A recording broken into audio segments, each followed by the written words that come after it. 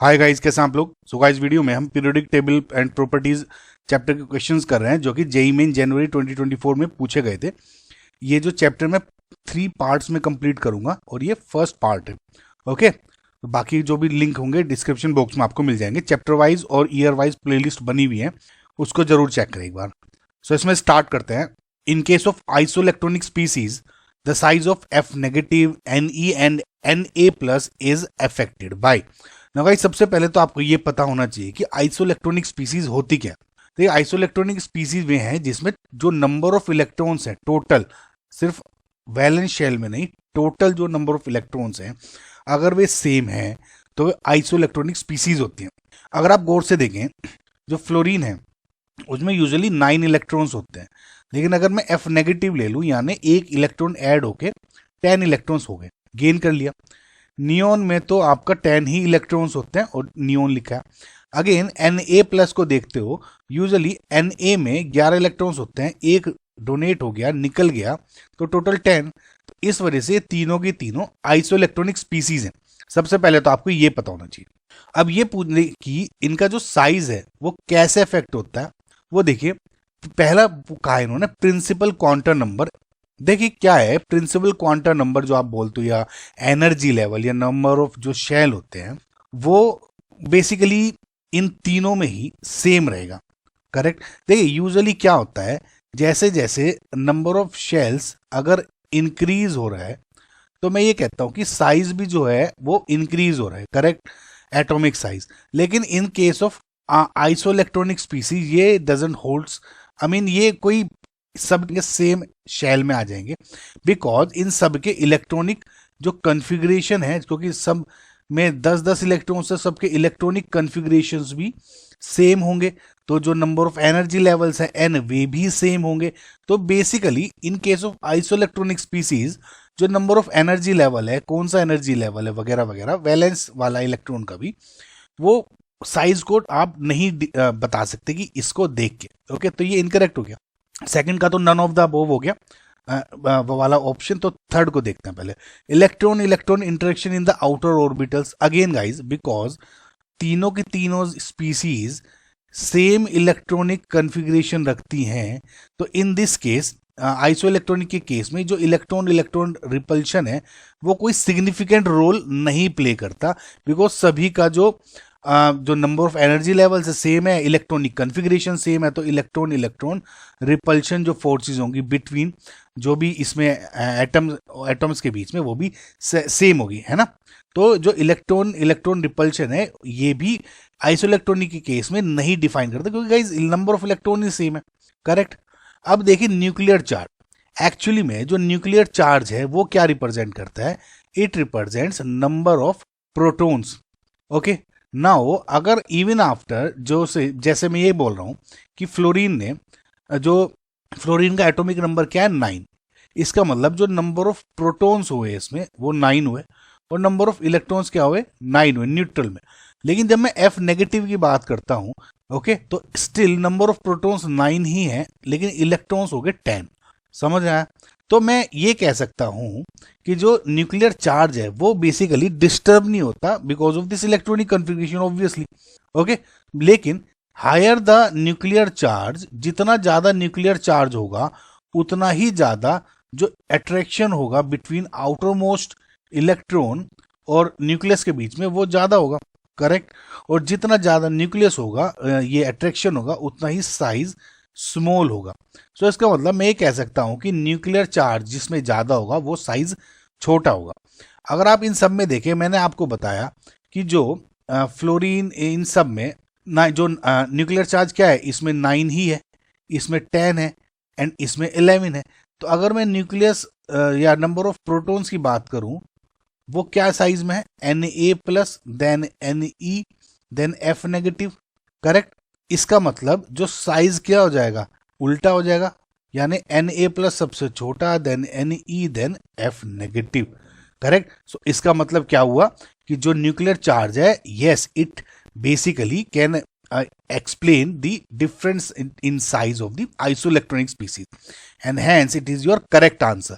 None of the factors because their size is same. This is false. भैया size तो same नहीं होते। Different होते हैं। ओके, सो जो आपका ऑप्शन नंबर 4 है is your final answer. Next question देखते हैं। Lowest oxidation number of an atom in a compound A2B is -2, the number of an electron in its valence shell is. देखिए generally वैसे भी जब आप A2B लिख रहे हो तो ये इस तरह से, अगर मैं देखिए तोड़ने की कोशिश करूं तो बाई कन्फिग्रेशन आप यही एज्यूम करते हैं कि जो कैटायन है पहले होता है और एनायन बाद में, राइट।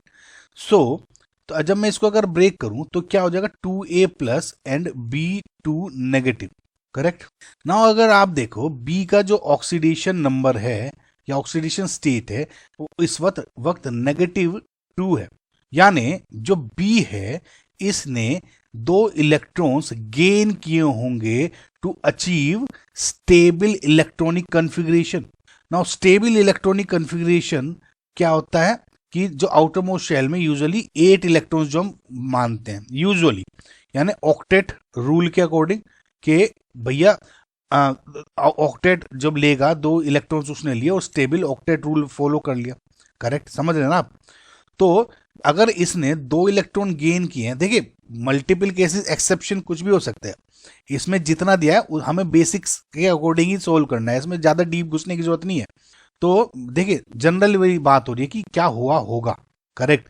सो अगर इसने 2 इलेक्ट्रॉन एक्सेप्ट किए हैं, ओके, और ये स्टेबल कंपाउंडिक फॉर्म में बन गया है, तो इसका मतलब इसमें 6 इलेक्ट्रॉन्स होंगे, तभी तो 2 इलेक्ट्रॉन्स एक्सेप्ट करके 8 इलेक्ट्रॉन्स यानी ऑक्टेट रूल को फॉलो करेगा।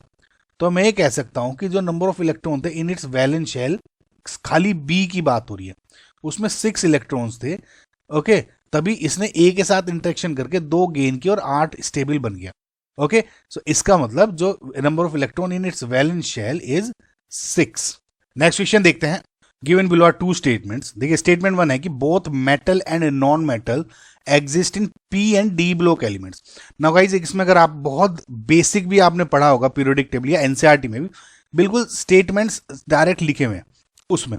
ओके, देखिए वैसे भी जो P ब्लॉक एलिमेंट्स होते हैं, ओके, P ब्लॉक एलिमेंट्स का जो आप इलेक्ट्रॉनिक कन्फिग्रेशन जनरली क्या देखते हो कि NS2 NP1 से लेके NS2 NP6 तक होता है जनरली, और ये ग्रुप 13 से 18 तक लाई करते हैं। Left portion generally periodic table में मेटल्स का होता है, और जैसे वो राइट में आते हैं वो जनरली नॉन मेटल्स आ जाते हैं। मैं अभी P ब्लॉक की बात कर रहा हूं, तो फिलहाल तो ये तो है कि जो मैं P ब्लॉक की बात करता हूं तो इसमें both metals and non metals exist करते हैं। बात है D ब्लॉक की। ओके, नो जो D ब्लॉक एलिमेंट्स हैं वे सब के सब ऑल आर मेटल्स ओनली। अब ये ध्यान रखना, मैं कह रहा हूं ऑल आर मेटल्स, ठीक है। यानी देखिए जो इलेक्ट्रॉनिक कन्फिग्रेशन जनरली क्या होता है N-1 D1 to 10 NS 0 से 2 का इलेक्ट्रॉनिक कन्फिग्रेशन भरा जाता है इसमें। तो क्या होता है जो D ब्लॉक है all are metals but all these metals are not transition metals. Okay, transition elements नहीं है, समझ रहे हैं। एक्सेप्शन क्या हो जाता है, जैसे जिंक, कैडमियम एंड मरकरी, ये 3 ऐसे एलिमेंट हैं जो कि ट्रांजिशन एलिमेंट से डिफरेंट प्रॉपर्टीज शो करते हैं। इस पे काफी बार क्वेश्चन पूछा जा चुका है। ओके, नाउ फिर ये बिकॉज इनके इलेक्ट्रॉनिक कन्फिग्रेशन की वजह से होता है, वो अलग बात है। लेकिन इसमें क्या है, डी ब्लॉक में सभी के सब मेटल्स ही होते हैं, चाहे वो लिक्विड स्टेट में हो चाहे कोई सी स्टेट में हो, लेकिन सब के सब आर मेटल्स। ओके, सो फिलहाल इसमें क्या हो गया, बहुत metal non metal exist in P and D block. ये P में तो करता है, D में नहीं करता, तो ये रॉन्ग स्टेटमेंट हो गया। अब मैं अगली स्टेटमेंट की बात देखूं तो non metals have higher ionisation enthalpy and higher electronegativity than metals. This is a true statement because सबसे पहले देखिए, सबसे पहले तो आपको समझना होगा आयनेशन एंथैल्पी क्या होती है। आयनेशन एंथैल्पी बेसिकली है energy required to remove the outer most electron from an atom. Okay, now जब आप मेटल्स की बात करते हो तो इसमें जनरली जो न्यूक्लियस अट्रैक्शन होता है ये बेसिकली 1 और 2 इलेक्ट्रॉन्स या 3 मैक्सिमम इलेक्ट्रॉन्स इनमें जनरली रहते हैं आउटर मोस्ट शेल में, करेक्ट। और ये इजीली डोनेट कर देते हैं बिकॉज ऑफ इनके कंपैरिजन में, नॉन मेटल्स के कंपैरिजन में अगर मैं सेम पीरियड की बात करूं, इस पे न्यूक्लियर चार्ज थोड़ा कम होता है, न्यूक्लियर अट्रैक्शन इन पे कम होता है। नॉन मेटल्स में जैसा पीरियड में राइट लेफ्ट टू राइट भी जाते हो तो नंबर ऑफ इलेक्ट्रॉन्स ज्यादा होते हैं वैलेंस इलेक्ट्रॉन्स में, और इस वजह से जो न्यूक्लियर अट्रैक्शन होता है इज हायर ऑल्सो। अब इस न्यूक्लियर अट्रैक्शन की वजह से ज्यादा एनर्जी रिक्वायर होती है to remove any electron from the outer most shell, and that is why जो आयनाइजेशन एंथैल्पी है is high for in case of non metals. Again electronegativity की अगर मैं बात करूं, इलेक्ट्रोनेगेटिविटी क्या है ना, फॉर एग्जाम्पल मैं अगर ये कार्बन और फॉर एग्जाम्पल Cl की बात करता हूँ, ठीक है। अब ये क्या है, जो बॉन्ड है, तो क्या है कि electronegativity is the tendency of an atom to attract electrons towards. अब मैं क्या कहते हैं, हम जनरली ऑर्गेनिक में पढ़ते हैं कि भैया क्लोरीन ज्यादा इलेक्ट्रोनेगेटिव है, तो ये अपना इलेक्ट्रॉन क्लाउड इसका बॉन्ड का अपनी तरफ खींच लेता है, करेक्ट। तो ये इलेक्ट्रोनेगेटिविटी है ना। हो जो नॉन मेटल्स है वे जनरली मोर इलेक्ट्रोनेगेटिविटी रखते हैं, बिकॉज जनरली क्या होता है इनके आउटर मोस्ट शेल में इनको 5, 6, 7 अगर इलेक्ट्रॉन्स हैं, तो इनको इलेक्ट्रॉन्स को गेन करना होता है टू अचीव स्टेबल कन्फिगरेशन, और इस वजह से ये इलेक्ट्रॉन्स खींचते हैं, ज्यादा इलेक्ट्रोनेगेटिविटी होती है। मेटल्स तो क्या होता है कि जनरली उन्हें डोनेट करना होता है टू अचीव स्टेबल कॉन्फ़िगरेशन, तो इसलिए उन्हें जरूरत भी नहीं होती। समझ में आएगा गाइस। तो इसके लिए non metal have higher ionization enthalpy, higher electronegativity than metal, this is correct. So मतलब आपका जो ऑप्शन नंबर 2 है is your final answer. Next question देखते हैं, the strongest reducing agent among the following is. Now guys इसमें देखिए कि जितने भी ये कंपाउंड है सब के सब ग्रुप 15 को बिलोंग करते हैं, यानी जैसे nitrogen, phosphorus, arsenic, Sb and Bi यानी बिस्मथ। ओके, इन सब में अगर आप देखोगे ये बस आर्सेनिक का नहीं दिया हुआ और सब के सब दिए हुए, तो सेम ग्रुप में। एक बात ध्यान रखिए कि जो इनके हाइड्राइड्स हैं, ये इनका जो रिड्यूसिंग कैरेक्टर है वो डाउन द ग्रुप जैसे आप जाते हो, वो रिड्यूसिंग एजेंट का रिड्यूसिंग कैरेक्टर है वो इंक्रीज होता है डाउन द ग्रुप, ठीक है। बिकॉज डाउन द ग्रुप अगर आप जाओगे कि वो metallic character, down the group metallic character in सबका इंक्रीज हो रहा है। कैसे, देखिए ये तो दोनों के दोनों हो गए आपके नॉन मेटल, ये हो गया आपके मेटलॉइड, यानी थोड़ा मेटेलिक कैरेक्टर इंक्रीज होने लग रहा है, और ये हो गया आपका मेटल। ओके, सो अब क्या होता है, down the group metallic character increase हो रहा है, और जो इलेक्ट्रॉन डोनेशन की कैपेबिलिटी है डाउन द ग्रुप वो इंक्रीज हो रही है। और अगर इलेक्ट्रॉन डोनेशन की कैपेबिलिटी इंक्रीज हो रही है डाउन द ग्रुप, इसका मतलब वो किसी दूसरे को डोनेट कर रहा है ना ऑब्वियसली, तो दूसरे का रिडक्शन करा रहा है, खुद का ऑक्सीडेशन होगा, यानी गुड रिड्यूसिंग एजेंट हो जाएगा। समझ में? तो इसका मतलब क्या हो गया, इन सब में बिस्मथ सबसे नीचे है, it will be a very good, इन सब में स्ट्रॉन्गेस्ट रिड्यूसिंग एजेंट हो जाएगा। आई होप गाइज आपको समझ में आ गया। नेक्स्ट क्वेश्चन देखते हैं, from the given list the number of compounds with +4 oxidation state of sulphur. Now in सबको देखिए, एक बार इन सबके स्ट्रक्चर देख लीजिए। ओके, सो अब इसमें आप देखिए 1 by 1 SO3 की बात हो रही है, तो देखिए सबसे सिंपल तरीका क्या रहता है, डबल बॉन्ड है तो -2+2, और सिंगल बॉन्ड है तो -1+1 बेस्ड ऑन जो ज्यादा इलेक्ट्रोनेगेटिव है। सल्फर एंड ऑक्सीजन में ऑब्वियसली ऑक्सीजन ज्यादा इलेक्ट्रोनेगेटिव है, तो इसको -2, डबल बॉन्ड है इसको +2, इसको -2, इसको +2, इसको -2 एंड इसको +2, ठीक है। ये 3 + 2 हो गए, तो टोटल 2 2 2 6 हो गए, तो इसकी सल्फर की इसमें 6। सिमिलरली अगर इसमें देखोगे Cl, इसमें S ऑब्वियसली क्लोरीन ज्यादा इलेक्ट्रोनेगेटिव है, तो -1+1, इसका -1 सेम +1, क्योंकि एक बॉन्ड है, इसमें 2 बॉन्ड है तो -2 एंड +2, इन सबको ऐड कर दोगे तो इसमें क्या आ गया आपका आंसर 4, करेक्ट। सिमिलरली इसमें देखते हैं, देखिए सल्फेट है, ये BSO4 है तो B हटा दिया, सल्फेट आयन हो गया। अगेन सेम तरीका, क्या -2 +2 -2 +2। अब O नेगेटिव से कंफ्यूज मत हो, अगर मैं यहाँ H भी लिख दूं, H पॉजिटिव, तो वही सेम बात होगी, तो O नेगेटिव एक्चुअली में कुछ रोल नहीं प्ले करेगा इस स्ट्रक्चर को जो आप फॉलो करते हो। तो -1 +1 -1 +1, तो कितना हो गया 2 2 4 5 एंड 6, सो इसका हो गया 6। सिमिलरली इसमें देख लेते हैं, तो ये देखिए सेम स्ट्रक्चर है तो दोनों का सेम ही हो जाएगा। वैसे भी देख लेते हैं, -2 +2 -1 +1 -1 +1 -2 +2, तो 2 2 4 5 एंड 6। सिमिलरली इधर भी इसका 6 ही हो जाएगा, तो यानी इसमें जो सल्फर का क्या है 6, एवरेज 6 ही हो जाएगी।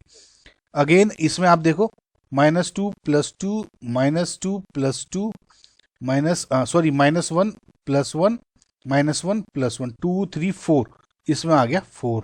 लास्ट इसमें फ्लोरीन ऑब्वियसली -1 होगा, +1 सबसे ज्यादा इलेक्ट्रोनेगेटिव, -1 +1 -1 +1 -1 +1, तो कितना हो गया इसका टोटल 4। अब देखिए इसमें 4 ऑक्सीडेशन स्टेट का पूछा था, तो क्या हो गया 1 2 एंड 3। तो इसका मतलब जो आंसर क्या हो जाएगा 3। अगर 6 का भी पूछा होता तो उसका भी 3 ही आंसर हो जाता, क्योंकि 1 2 एंड 3 तीनों की तीनों इसमें 6 में। तो आई होप गाइज आपको इसमें समझ में आएगा किस तरह से देखा जाता है। ठीक है, so thank you for watching guys. Please like करें, शेयर करें, सब्सक्राइब करें, और बाकी के जो क्वेश्चन 2 और 3 में हो जाएंगे। ठीक है, थैंक यू, बाय।